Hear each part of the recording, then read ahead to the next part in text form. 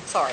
That was the good part. So the second part of this is that I really feel that a response needs to be made on behalf of the board for the last Board of Ed's meeting. And one of the parents actually had communicated that they felt, in quotes, the board as a whole must respond to the audit report appropriately, and I'm sorry, and take all the necessary steps to make things right. So that's what we're trying to do tonight, is to make things right. Sorry, I'm going to just start out a little bit. At the last board meeting, apparently there were some statements that the board didn't totally agree on. Some of those had said that the controller's audit made false and ridiculous statements, and I think it was a feeling of the board that we felt that some of the remarks from the board president were really not proper. They didn't represent the board, and it didn't keep up with the will of the Board of Education.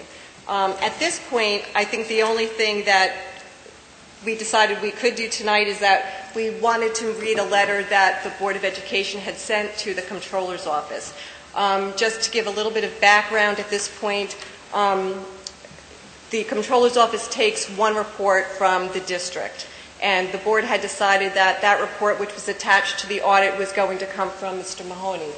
At that point, without the consent of the board, unfortunately, the board president made a choice to send his own letter on behalf of the board to the Comptroller's Office. So what I'd like to do now is just to read our letter from the board to the Comptroller's Office.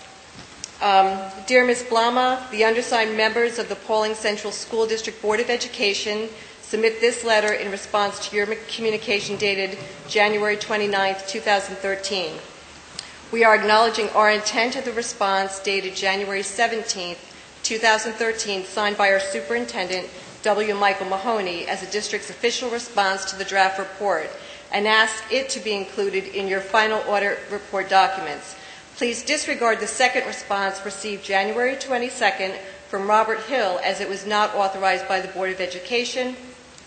We appreciate the deadline extension to February 1st provided to the board for this communication and hope that this letter serves to clarify the opinions of the majority of the board.